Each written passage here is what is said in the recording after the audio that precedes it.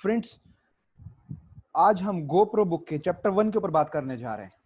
जैसे कि last session में हमने अपने यूट्यूब चैनल के ऊपर इस बुक के इंट्रोडक्शन को आपसे शेयर किया। इस बुक के बारे में वर्ल्ड के टॉप 25 बिलियनियर नेटवर्कर्स, अरबपति नेटवर्कर्स क्या कहते हैं, उनके व्यूज, रिव्यूज एंड फीडबैक्स आपसे शेयर करें। ये बुक क्यों लिखी गई, इससे ज्यादा कैसे फायदा लें, और इस बुक के थ्रू आप अपने करियर को एक ऊंचाई तक कैसे लेकर के जा सकते हैं, ऐसे किस तरह से इस बुक को यूज करें, और बहुत कुछ काम की बातें जो आपको इनिशियल लेवल पर जानना जरूरी, वो सब शेयर की गई। मैं समझता हूं कि अगर आज के इस सेशन को आप सुन पा रहे हैं तो उससे पहले आप पहले के सेशन को भी ऑलरेडी सुन चुके होंगे, और आगे के चैप्टर भी हम लोग एक एक हफ्ते के गैप से आप लोग के साथ में शेयर करते रहेंगे। ये वर्ल्ड के टॉप 10 कोचेस में से एक और राइटर्स में से एक जो है, नेटवर्क मार्केटिंग इंडस्ट्री के उस शख्सियत की लिखी हुई बुक है, जिनका नेम आपके स्क्रीन पर सामने आपको दिखाई दे रहा है, मिस्टर एरिक वोरे। और ये बुक इस इंडस्ट्री के ऊपर लिखी गई वर्ल्ड की टॉप 10 बुक्स में से एक है, जो सिर्फ और सिर्फ इंग्लिश में अवेलेबल है। लेकिन आप लोगों के फायदे के लिए, आपकी आसानी के लिए इसको आसान हिंदी भाषा में अनुवाद करके और एक्सप्लेन करके आप लोगों के साथ में शेयर किया जा रहा है, जिसका आज हम लोग पहले अध्याय की बात करेंगे। चैप्टर 1, नेटवर्क मार्केटिंग सबसे उत्तम नहीं है लेकिन औरों से बेहतर है। इस चैप्टर का नाम है नेटवर्क मार्केटिंग इंडस्ट्री सबसे बेस्ट नहीं है। यहां पर भी इसके अपने अप्स एंड डाउन्स हैं, चैलेंजेस हैं, चुनौतियां हैं, स्ट्रगल्स हैं, मेहनत है, सक्सेस और फेलियर दोनों यहां इंक्लूड हैं।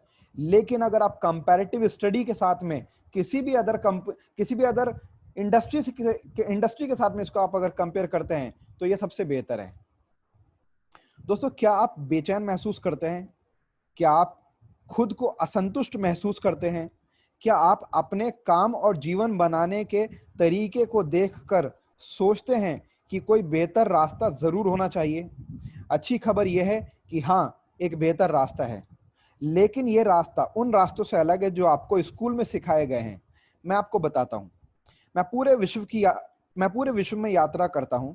मैं लोगों को भागीदार बनाकर एक खेल खेलना पसंद करता हूं। मैं लोगों से पूछता हूं कि वह मुझे एक बेहतरीन व्यापार के बारे में बताएं, और यह भी बताएं कि आप कौन से गुण उस व्यापार में चाहते हैं और कौन सी बात उस व्यापार में नहीं चाहते। यह हमेशा एक दिलचस्प सूची बनती है। अगर हम आमने सामने बैठे होते तब मैं आपसे भी यही करने को कहता, पर ऐसा मुमकिन नहीं। इसलिए मैं आपको बताता हूं जो अभी तक 30 देशों के लोगों ने मुझे अपने विचार बताए, जिसे मैं कहना पसंद करता हूं उत्तम कैरियर सूची, परफेक्ट करियर लिस्ट। लोगों ने ज्यादातर वह विचार देना शुरू किए जो वह पसंद नहीं करते, यानी कि कौन सी चीज वो चाहते हैं कि वो नहीं होनी चाहिए उनके करियर में। यानी कि वो चाहते हैं कि कोई बॉस नहीं हो, विशेष कपड़ों की पाबंदी नहीं हो, समय की जल्दी नहीं हो, कोई कर्मचारी नहीं हो, कोई भेदभाव नहीं हो, कोई राजनीति नहीं हो, कोई समझौता नहीं हो, कोई उच्च ज्ञान की जरूरत नहीं हो।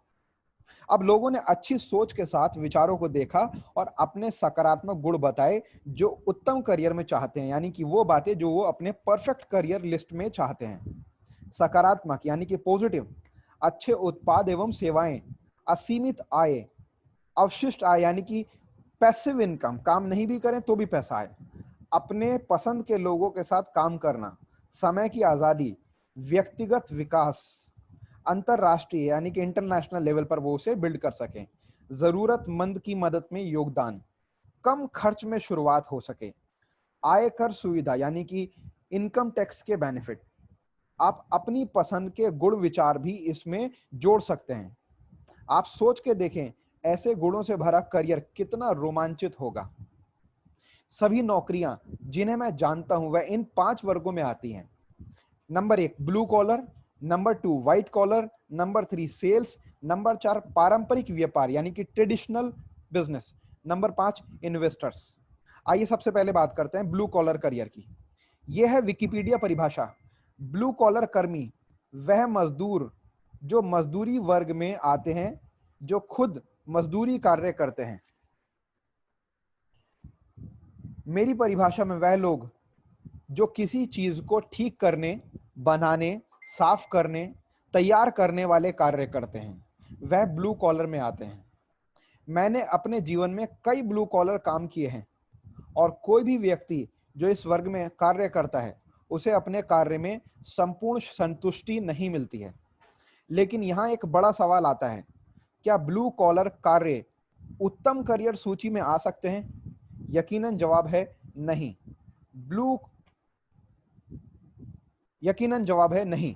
बिल्कुल ऐसे कार्य में कुछ ही गुण विचार पूरे हो सकते हैं, यानी कि परफेक्ट करियर लिस्ट के सिर्फ कुछ ही पॉइंट्स इस तरह के ब्लू कॉलर करियर के अंदर पूरे हो सकते हैं, जैसे कि अच्छे उत्पाद मिलें या कम खर्च में शुरुआत की जा सकती है। लेकिन आप ध्यान से देखें तो ब्लू कॉलर आपको वह सब नहीं दे सकता जो आप चाहते हैं। अब बात करते हैं number 2, second point, white collar career की। यह है व्हाइट कॉलर विकिपीडिया परिभाषा, यानी कि विकिपीडिया की डेफिनेशन। विकिपीडिया के अकॉर्डिंग वह लोग जो अपने काम में पेशेवर प्रशासनिक कार्य ब्लू कॉलर वर्ग के लोगों के साथ करते हैं। मेरी परिभाषा में वह व्यक्ति जो किसी और द्वारा नौकरी पर रखे गए हैं, मजदूरी या सेल्स से अन्य कार्य को करने के लिए। अधिकतर लोग व्हाइट कॉलर वर्ग को अपनाते हैं क्योंकि सामाजिक रूप से उपलब्ध विकल्पों में यह वर्ग सबसे अधिक स्वीकार किया गया है।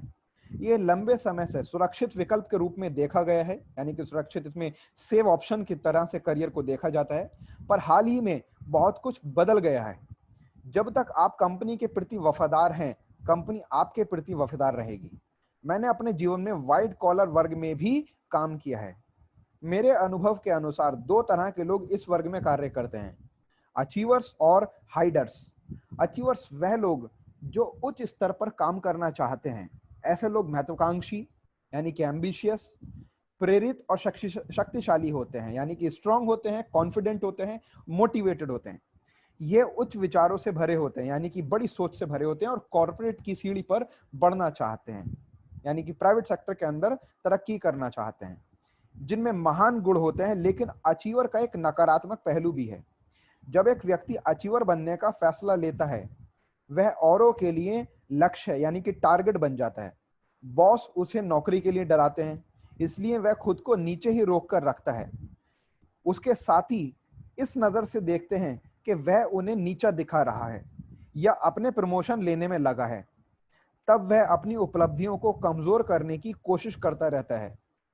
अगर आपको ऐसे शत्रुतापूर्ण वातावरण में अचीवर बनकर रहना है, तब आपको एक बात बहुत अच्छे से आनी चाहिए कि आपको अपनी कार्य कुशलता के साथ कुछ नहीं करना है। आपको यह समझना चाहिए कैसे राजनीति भरी दुनिया से दूर रहकर दुश्मनों से बचें और अच्छे विचार वाले लोगों से संबंधों को मजबूत बनाएं। वास्तव में कॉर्पोरेट दुनिया में से कुछ सबसे सफल व्यक्ति कभी अचीवर्स नहीं बने, वे अच्छे राजनेता हुए हैं। इसलिए अगर आप कॉर्पोरेट वातावरण में काम करने का फैसला लेते हैं और एक अचीवर बनना चाहते हैं, तब आपको यह सच्चाई स्वीकार करनी होगी कि आपको एक अच्छा राजनेता भी होना चाहिए। अब बात करते हैं हाइडर्स की। वह लोग जो राजनीति से नफरत करते हैं लेकिन फिर भी नौकरी करना चाहते हैं।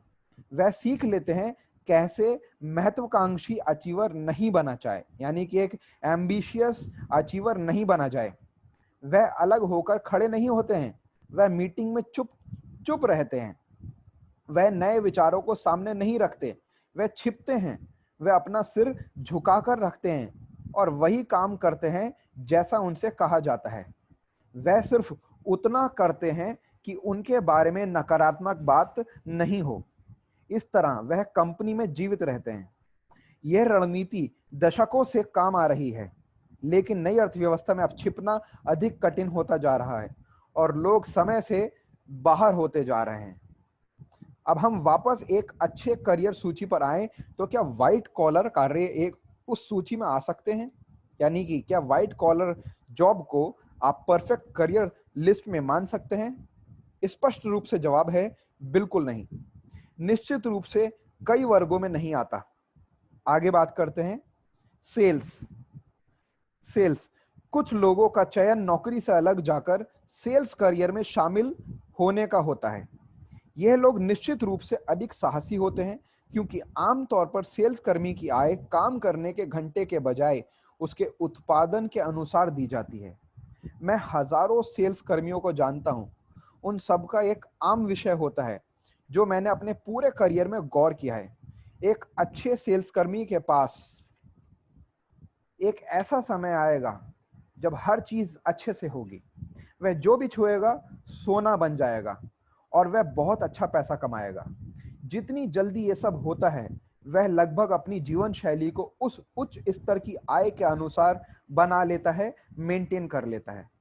वह एक नया घर खरीदता है, नई कार लेता है, अपने बच्चों को बढ़िया स्कूल में भेजता है, घूमने जाता है, काम करता है। थोड़े समय के लिए सब कुछ अच्छा हो जाता है और फिर कुछ बदलता है।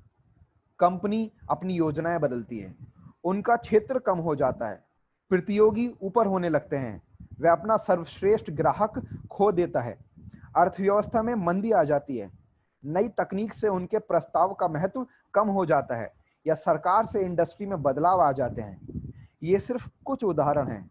100 से अधिक ऐसे कारण हैं जो सेल्स वर्ग की दुनिया अधिक मुश्किल बना सकते हैं। जब ऐसा होता है, तब जो बड़ी जीवन शैली विकसित हुई है, अब सब कुछ डिस्टर्ब हो जाता है। अब सप्ताह में 40 घंटे काम करना उनके बिल भरने के लिए काफी नहीं हो पाते हैं। इसलिए वे सप्ताह में 50 घंटे काम करते हैं, फिर 60 घंटे, फिर 70 घंटे, और फिर उनका जीवन बहुत छोटा हो जाता है। उनके पास चीजें होती हैं, पर उनका आनंद लेने के लिए समय नहीं होता। सेल्स कर्मी के लिए अन्य चुनौतियां, कोई फर्क नहीं पड़ता आज आप कितना काम करते हैं, अगले दिन आप फिर शून्य से शुरू करते हैं। कोई फर्क नहीं पड़ता कि इस महीने आपने कितना माल बेचा, अगले महीने आपको फिर से शून्य से शुरू करना होता है। लंबे समय तक ऐसे दबाव में दबकर काम करते रहने की कोशिश करनी पड़ती है। क्या सेल्स करियर में आपके बिल का भुगतान हो सकता है? जी हाँ, बिल्कुल हो सकता है। अच्छे से आप अपने खर्चे मैनेज कर सकते हैं। लेकिन क्या इसको उत्तम करियर सूची में, यानी कि परफेक्ट करियर लिस्ट में रखा जा सकता है? फिर से जवाब है नहीं, बिल्कुल नहीं। नेक्स्ट बात करते हैं पारंपरिक व्यापार की। पारंपरिक व्यापार यानी कि ट्रेडिशनल बिजनेस। कुछ लोग बड़े सपनों को चुनते हैं, अपना व्यापार बनाते हैं जिसके वह खुद मालिक हों, वह आदेश दें। यह एक रोमांचक विचार है ना? कई लोगों की सच्चाई यह है। पहला चरण, वह अपना व्यापार शुरू करने के लिए अपनी जीवन की जमा पूंजी लगाते हैं, नए कर्ज लेते हैं और कई बार अपने दोस्तों और परिवार के सदस्यों से उधार लेते हैं। दूसरा चरण, वह अपनी गारंटी पर हर रास्ते से कर्ज लेते हैं। तीसरा चरण, अब वह जिस काम सेल्स में अच्छे होते हैं उसको छोड़कर सभी काम करते हैं। वह कानूनी मामलों में वकील के रूप में कार्य करते हैं, वित्तीय मामलों में कार्य करते हैं, लेन देन के मामलों में कार्य करते हैं, प्राप्य खातों यानी अकाउंटेंसी के मामलों में संग्रह एजेंसी के रूप में, कलेक्शन एजेंसी के रूप में या अकाउंटेंसी एजेंसी के रूप में कार्य करते हैं। वह सब कुछ करते हैं सेलिंग को छोड़कर, जिस कार्य में वह शुरू से अच्छे थे। चौथा चरण, वह संघर्ष करते हैं। अपने व्यापार के मालिक बनने के बजाय व्यापार उनका मालिक हो जाता है। वह उस व्यापार में काम शुरू करने वाले पहले व्यक्ति और काम छोड़ने वाले आखिरी व्यक्ति होते हैं प्रतिदिन। सभी के कामों का भुगतान देने के बाद हो सकता है कि वह अपने घर इतना पैसा ले जा सकें जिससे वह अपने बिलों का भुगतान यानी कि खर्चों का भुगतान कर पाएं। अकेले उस कर्जे को कम करते हैं जो व्यापार शुरू करते समय लिया था। पांचवा चरण, वह सफल होंगे या असफल होंगे। या तो वह एक सफलता के बिंदु तक पहुंचेंगे जहां उनका व्यवसाय कामयाबी पर होगा, या फिर असफल होकर दिवालियेपन के दायरे में आएंगे। कॉर्पोरेट कंपनी एवं सेल्स नौकरी में वापसी हो जाएगी, और अगर वह सफल भी हुए तब आमतौर पर उनका जीवन लंबे समय तक तनाव और स्ट्रेस में गुजरेगा। अगर आपने पहले कभी व्यापार शुरू नहीं किया और मेरे दिए गए विवरण से संतुष्ट नहीं हैं, तब आप अपने दोस्तों या उनके लोगों से पूछें या उन लोगों से पूछें जो व्यापार कर रहे हैं। अधिकतर लोग जो अपना पारंपरिक व्यापार यानी कि ट्रेडिशनल बिजनेस शुरू करते हैं, वे अपने निवेश में से वापसी के बारे में चिंतित नहीं होते। वे सिर्फ अपने निवेश की वापसी चाहते हैं, यानी कि इन्वेस्टमेंट के ऊपर एक्स्ट्रा एडिशनल प्रॉफिट की टेंशन नहीं होती। वो तो बहुत बात की बात है। सबसे पहले बस वो चाहते हैं कि जो लगाया है पैसा कम से कम वो तो निकल आए। ये स्पष्ट हो जाता है कि पारंपरिक व्यापार यानी कि ट्रेडिशनल बिजनेस एक अच्छे करियर सूची में, एक परफेक्ट करियर लिस्ट में शामिल नहीं हो सकता। नेक्स्ट बात करते हैं इन्वेस्टर।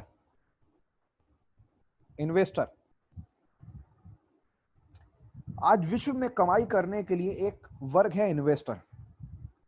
एक इन्वेस्टर बनने के लिए आपको किन चीजों की आवश्यकता है? अगर आपके पास बहुत पैसे नहीं है, तब अपने निवेश की यानी इन्वेस्टमेंट की वापसी पर कमाना आपके लिए बहुत कठिन हो जाएगा। यानी कि अगर आपके पास लगाने के लिए, इन्वेस्ट करने के लिए बहुत ज्यादा पैसा है, तब तो शायद आप कमा सकते हैं, जबकि तब भी कोई गारंटी नहीं। लेकिन अगर पैसा बहुत ज्यादा नहीं है, तो आप मुनाफे में अपने आप को लेकर के आ पाए, ऐसा बहुत मुश्किल आपके लिए हो जाएगा। खासकर अगर आप नुकसान के जोखिम को कम करने की कोशिश करेंगे, यानी कि अगर आप चाहते हैं कि लॉस कम हो, लॉस का रिस्क कम हो, तो आपके लिए बहुत दिक्कत हो जाएगी। मान लेते हैं आपने ऐसा कर लिया। अब एक कामयाब इन्वेस्टर बनने के लिए अगली क्या जरूरत है? आपको अपने ज्ञान और स्किल्स को बढ़ाना होगा।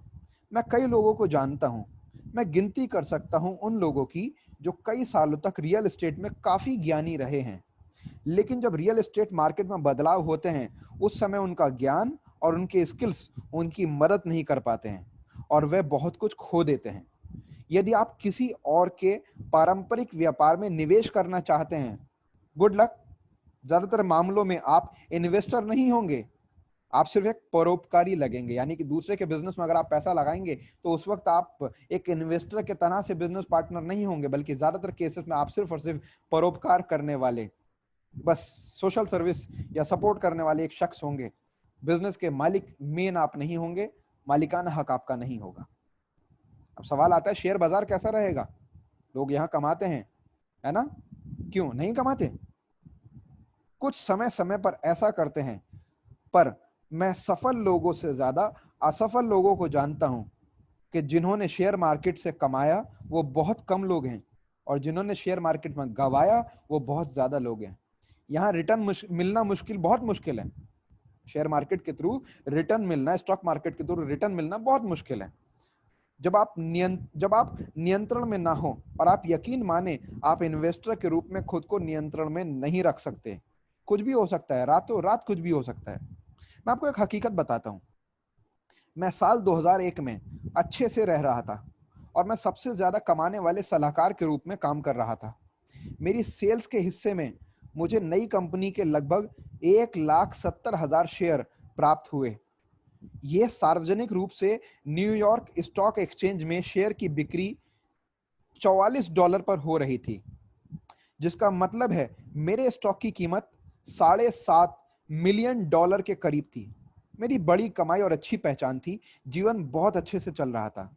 मैंने अपने स्टॉक का कुछ हिस्सा यानी कि $2 मिलियन सुरक्षित किया, जिससे मैं अपने सपनों का घर बना रहा था, और बाकी स्टॉक को मैंने ऐसे रहने दिया, क्योंकि मैं जानता था कंपनी अच्छे मुकाम पर है, उत्पाद अच्छे हैं और सेल्स भी अच्छी हो रही है। तभी कुछ ऐसा हुआ जो मेरे कंट्रोल के बाहर था।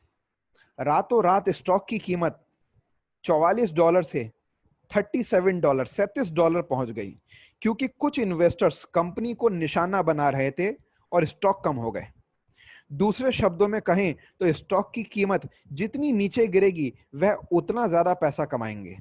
मैंने सोचा ये एक मजाक है, क्योंकि कंपनी अच्छे से चल रही है, इसलिए मैंने $37 पर और शेयर खरीदे, ये मानते हुए कि शेयर की कीमत फिर से ऊपर जाएगी। पर कीमत ऊपर जाने की बजाय नीचे चली गई और $33 पर पहुंच गई। मैंने और शेयर खरीदे, कीमत अब $27 पर पहुंच गई। मेरे पास मार्जिन कॉल्स आने लगे, जिसका मतलब यह था कि अगर मैंने उन्हें पैसे नहीं दिए, तब वह अपने नुकसान की भरपाई के लिए मेरे शेयर भी बेचने शुरू कर देंगे, पर मेरे पास देने के लिए पैसे नहीं थे। स्टॉक लगातार नीचे गिरते गए। अब शेयर की कीमत $10 तक आ गई थी। मेरे $7.5 मिलियन खत्म हो गए और ये सब 90 दिनों में हो गया। अब अंत में स्टॉक वापस आए और कंपनी को $10 पर प्राइवेट लिया गया, $10 प्रति शेयर पर प्राइवेट लिया गया। लेकिन मैं वहां का सलाहकार नहीं रहा, मैं बाहर निकल चुका था। क्या मैं समझदार हो सकता था? जी हां। क्या मैंने गलतियां की? बिल्कुल। लेकिन इस घटना का सबक है कि अगर आप इन्वेस्टर बनने की सोच रहे हैं, तब आपको यह मानना होगा कि समय समय पर हालात नियंत्रण के बाहर जा सकते हैं, और जब ऐसा होगा वह बहुत महंगा पड़ेगा। अब अगर हम उत्तम व्यवसाय सूची, परफेक्ट करियर लिस्ट की तरफ देखें, तो क्या इन्वेस्टर वर्ग इस सूची में आते हैं? बिल्कुल नहीं। हम लोगों ने ब्लू कॉलर, व्हाइट कॉलर, पारंपरिक व्यापार यानी कि ट्रेडिशनल बिजनेस और इन्वेस्टर वर्ग के बारे में बात की, और कोई भी एक उत्तम व्यवसाय सूची में सही नहीं बैठा, यानी कि परफेक्ट करियर लिस्ट के अंदर सही नहीं बैठा। तो क्या उत्तम गुण व्यवसाय सूची में यानी कि परफेक्ट करियर लिस्ट में कोई कार्य मुमकिन है? जी हां। लेकिन उसके लिए आपको मानना होगा कि सब कुछ बदल रहा है। पैसा कमाने का पुराना रूप अब खत्म हो चुका है या खत्म हो रहा है। नई अर्थव्यवस्था, आप जानते हैं, दुनिया बदल रही है। वह लोग जो इस बात को नहीं समझ रहे, उनको आगे का समय खराब हो सकता है, उनका आगे का समय खराब हो सकता है। और जो लोग इसे समझ पाए, उनका अच्छा समय आएगा, उनका बहुत अच्छा समय आएगा। पिछले 100 वर्षों से एक दिलचस्प घटना घटित हुई है। कंपनियों की बढ़ोतरी समाज में ज्यादा मायने रख रही है। लोगों के काम करने की सबसे सुरक्षित और सम्मान पाने का स्थान नौकरी हुई है। लोगों के जीवन की प्रक्रिया विकसित हुई है। पहला, स्कूल जाओ सीखने के लिए कि नौकरी कैसे मिले। दूसरा, कंपनी ढूंढो जो आपको नौकरी दे। तीसरा, उस कंपनी के लिए 40 साल तक काम करो। चौथा, रिटायर हो जाओ। कुछ दशकों में, यानी कि कुछ 10-10 साल के अगर गैप से आप देखें, कंपनी में ईमानदारी और कड़ी मेहनत करने के बदले इनाम देने के वादे झूठे साबित हो रहे हैं। लोग समझ रहे हैं जो ईमानदारी और मेहनत हम कंपनी को दे रहे हैं, उसका रिटर्न उन्हें नहीं मिल रहा। इसलिए जीवन की अलग प्रतिक्रिया विकसित हुई है, और जीवन की प्रक्रिया अलग तरह से विकसित हो रही है, क्योंकि पेंशन भी ज्यादातर नौकरियों में दुनिया भर में खत्म हो चुकी है। पहला, स्कूल जाओ ये सीखने के लिए कि नौकरी कैसे मिले। दूसरा, कंपनी ढूंढो जो आपको नौकरी दे। तीसरा, अपने व्यवसाय दौर में यानी कि प्रोफेशनल दौर में राजनीतिक कारणों से हर 3 से 5 सालों में कंपनी बदलते रहो। आज यहां नौकरी, कल वहां नौकरी। कहीं नौकरी से आपको आपके बॉस ने निकाल दिया, तो कहीं आपको मजबूरी में रिजाइन देना पड़ेगा, या नौकरी से इस्तीफा दे करके आप दूसरी नौकरी को ढूंढेंगे। चौथा, स्वयं को 40 साल के बाद भी रिटायर मत करो और काम करते जाओ। अब हम अपने जीवन के बहुत बड़ी उन्नति से गुजर रहे हैं। एक सदी थी, लोगों को घंटों, हफ्तों या सालों के अनुसार पैसे दिए गए। यह विश्व तौर पर, वर्ल्ड लेवल पर बदल रहा है। विश्व अब प्रदर्शन अर्थव्यवस्था की तरफ बढ़ रहा है, और ऐसा होने लगा। इसका मतलब यह हुआ कि भविष्य में आपको भुगतान समय के अनुसार नहीं, केवल आपके कार्य प्रदर्शन के अनुसार मिलेगा। खाद्य इंडस्ट्री यानी कि फूड इंडस्ट्री में पहले से ही इसी मॉडल पर काम हो रहा है। उन्हें कानूनी तौर पर घंटे के अनुसार बहुत ही कम पैसे दिए जाते हैं, और वे अपना जीवन टिप के माध्यम से पूरा करते हैं, जो उनके कार्य प्रदर्शन पर आधारित है। आप कल्पना करके देखें, अगर यही मॉडल वास्तव में विश्व में होने वाली हर नौकरी पर लागू किया जाए, आप देखेंगे क्या हो रहा है। एक व्यक्ति को होटल के कमरे की सफाई का भुगतान घंटे के हिसाब से नहीं, हर कमरे के हिसाब से मिलेगा। यह उदाहरण कार्यालय कर्मचारियों के लिए इस तरह से है। एक व्यक्ति की सालाना वेतन $60,000 है। पहले चरण में कंपनी वेतन कम करेगी, जैसे $50,000, क्योंकि आज की मार्केट को देखें तो अन्य लोग हैं जो कम वेतन पे, कम सैलरी पर जॉब करने के लिए तैयार हैं। दूसरा चरण, कंपनी आधार वेतन यानी बेस सैलरी कम कर देगी, सालाना $20,000। तीसरा चरण, कंपनी का कहना होगा कि हम आपको $30,000 सालाना अलग से देंगे, ईयरली अलग से देंगे, अगर आप माह में, महीने में निर्धारित कार्य प्रदर्शन, वर्क परफॉर्मेंस पूरा कर सकते हैं, यानी टारगेट के साथ जॉब के अंदर।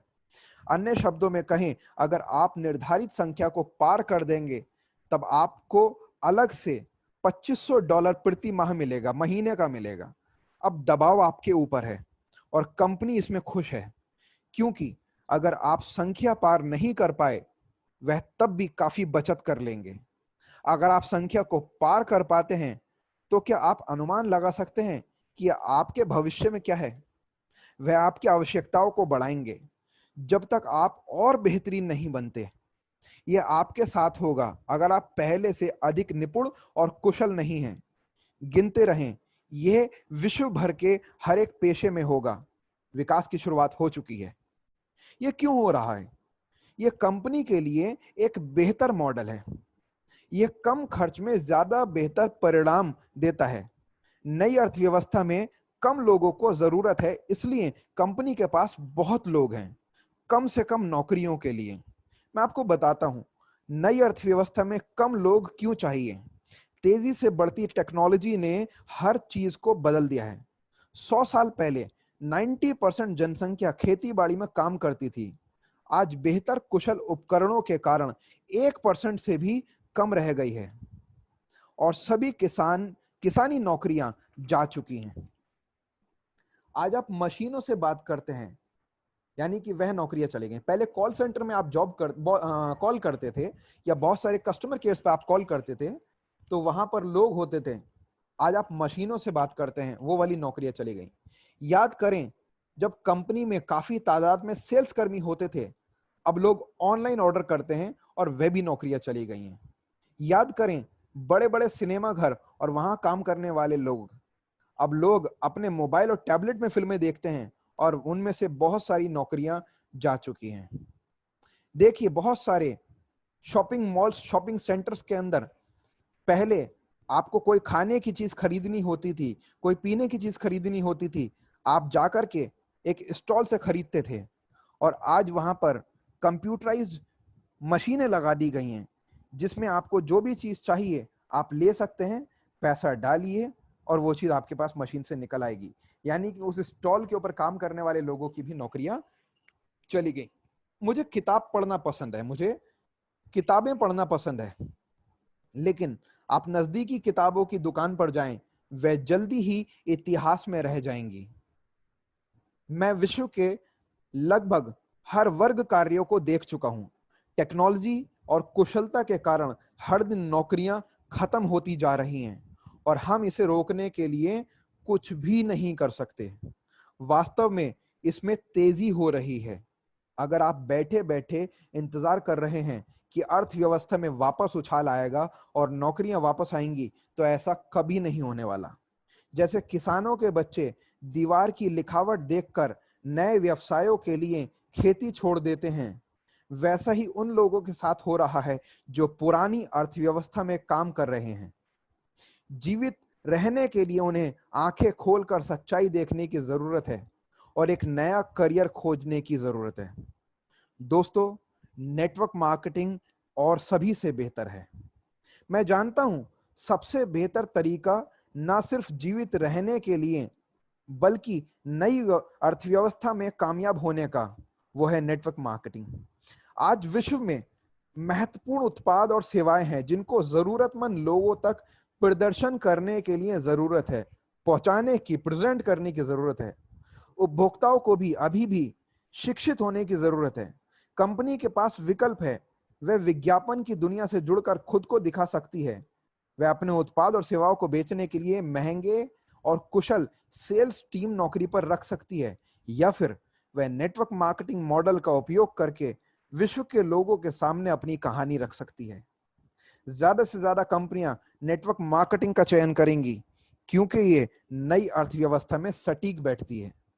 वह सभी कॉरपोरेट समर्थन प्रदान कर सकते हैं और डिस्ट्रीब्यूटर्स को पूर्ण रूप से उत्पादों के प्रदर्शन के अनुसार भुगतान मिलेंगे।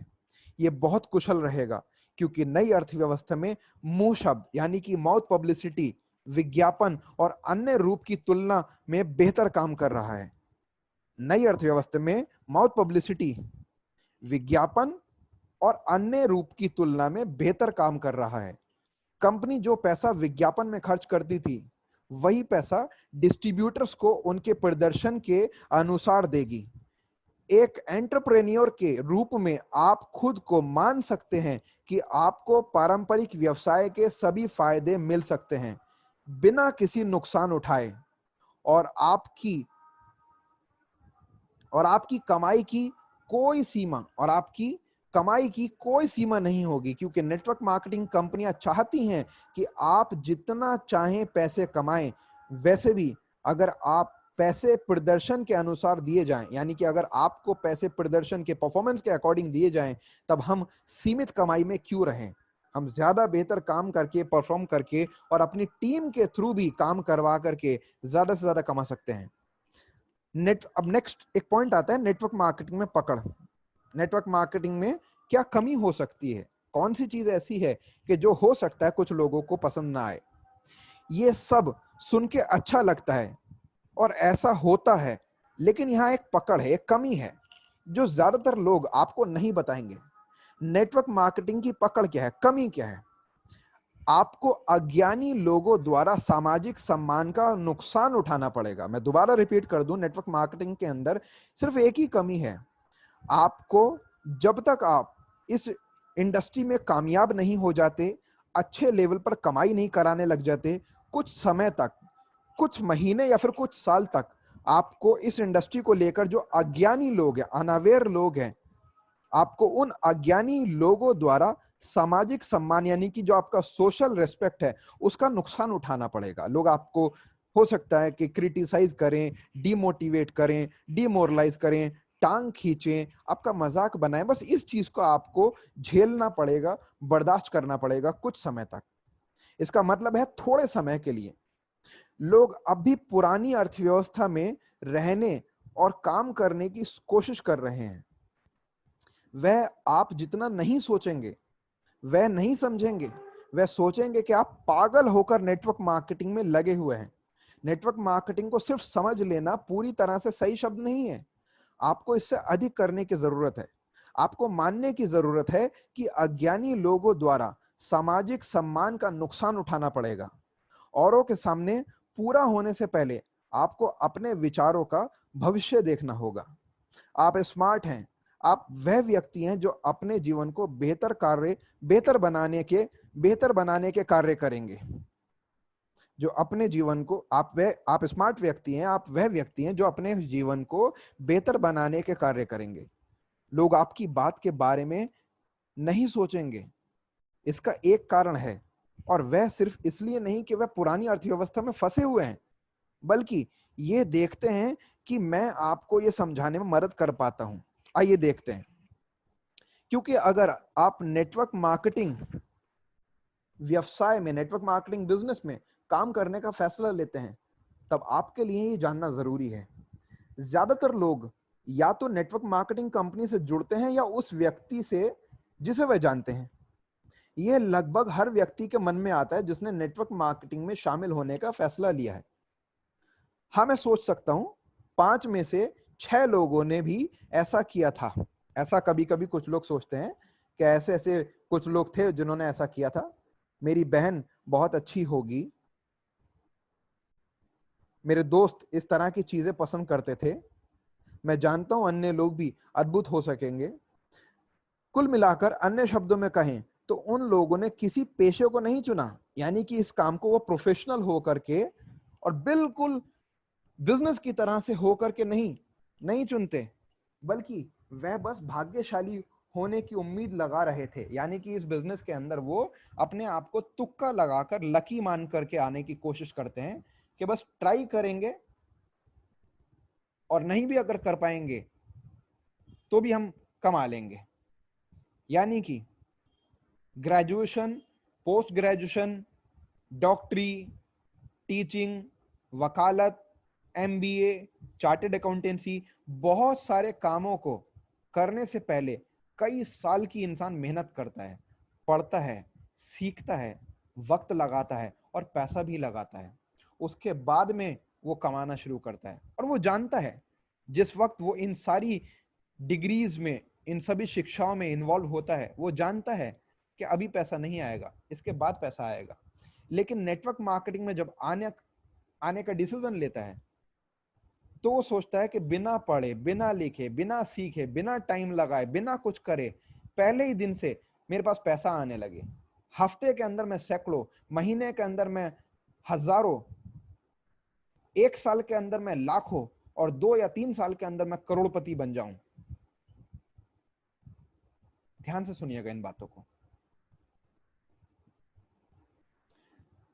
जैसे कि मैंने आपसे बताया कि बहुत सारे लोग बस चांस लेने के लिए इस बिजनेस में आते हैं, नेटवर्किंग टूरिस्ट बनकर के इस बिजनेस में आते हैं, ट्राई मारने, घूमने आते हैं।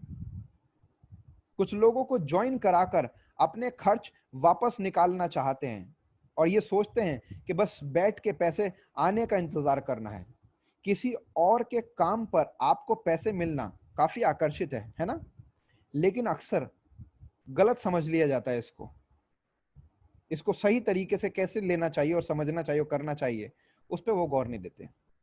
वह कोई व्यापार शुरू नहीं करते, बल्कि वह सिर्फ लॉटरी का टिकट खरीदते हैं और सोचते हैं कि ऐसा लॉटरी टिकट जिसे 6 बार घिसना है, यानी वे 6 नए लोगों से बात करेंगे जिन्हें वह इस व्यापार के बारे में बताएंगे और वो मानते हैं कि सभी ज्वाइन कर लेंगे।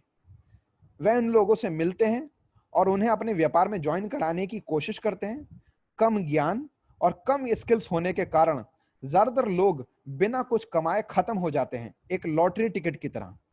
ये एक और मौका वह खोते हैं क्योंकि वह एक अकुशल और अज्ञान व्यक्ति की तरह काम करते हैं, जिसने सीखा नहीं, पढ़ा नहीं, इस इंडस्ट्री के अंदर अपनी नॉलेज नहीं बढ़ाई, स्किल्स नहीं डेवलप करे और इस इंडस्ट्री को बिना सीखे आधे अधूरी टूटी फूटी नॉलेज के साथ में काम करना शुरू करते हैं और ये सोचते हैं कि सीखना मुझे या तो बिल्कुल ना पड़े या कम से कम सीखना पड़े, लेकिन कामयाबी मेरे पास सबसे बड़ी आ जाए। ऐसा बिल्कुल नहीं होगा, क्योंकि ऐसा बिल्कुल नहीं हो सकता। वह कुछ संबंध भी खराब कर लेते हैं, इसलिए वह लॉटरी टिकट छोड़ देते हैं और अपने व्यापार के शुरू ना होने की जिम्मेदारी लेने के बजाय नेटवर्क मार्केटिंग को दोष देते हैं और दुनिया को भी यही बताते हैं, देखो मैंने नेटवर्क कंपनी ज्वाइन की, मैंने काम किया, मैंने हर व्यक्ति से बात की, पर नेटवर्क मार्केटिंग काम नहीं कर पाई। तुम अपने पैसे बचा लो। अगर आप ऐसे पेशे में काम करने का चयन करते हैं, तब आपको ऐसे लोगों से ऐसी बातों को सुनना पड़ेगा। अज्ञानी लोगों की राय, जो सोचते हैं कि उन्होंने सही तरीके से काम किया पर फायदा नहीं हुआ, उनसे बचना पड़ेगा। अगर आपके लिए ये शब्द संभालना मुश्किल है, तो फिर नेटवर्क मार्केटिंग आपके लिए नहीं है। लेकिन अगर आप ऐसे लोगों को संभाल पाएं, तब दुनिया आपकी है। जो लोग इन बातों को अपना लेते हैं, वह अच्छा पैसा कमाते हैं। जो लोग दूसरों को इस पेशे को दिखा सकते हैं, अज्ञानी लोगों को सही ज्ञान दे सकते हैं, जो अपने जैसे सोच वाले लोगों के संगठन का निर्माण कर सकते हैं, कंपनियां ऐसे लोगों को असीमित भुगतान करेंगी।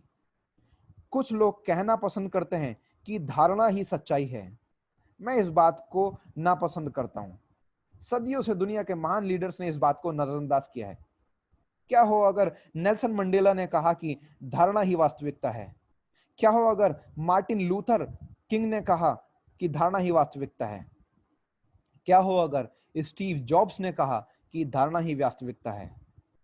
दोस्तों, दुनिया के महान लीडर्स ने कहा है कि वास्तविकता ही वास्तविकता है, और मैं लोगों को इस सच्चाई को समझाने में सब तरह से मुमकिन मदद कर रहा हूं। सच यह है कि नेटवर्क मार्केटिंग बिल्कुल उत्तम नहीं है, लेकिन हाँ, औरों से बेहतर है, और यही सच्चाई है।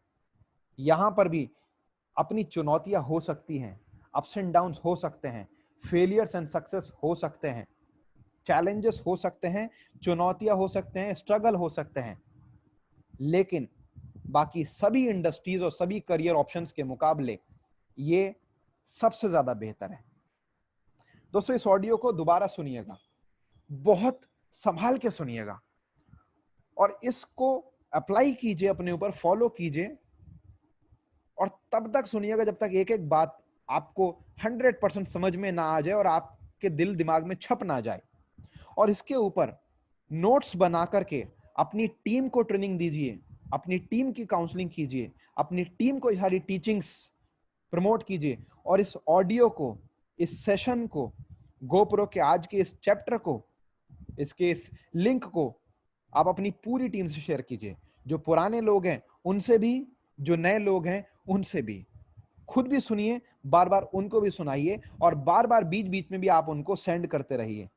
यकीन मानिए कि अगर आपने इन बातों को प्रैक्टिस कर लिया और मैक्सिमम अपने दिमाग में बैठा लिया तो आप बहुत फायदा लेंगे। Thank you so much. धन्यवाद।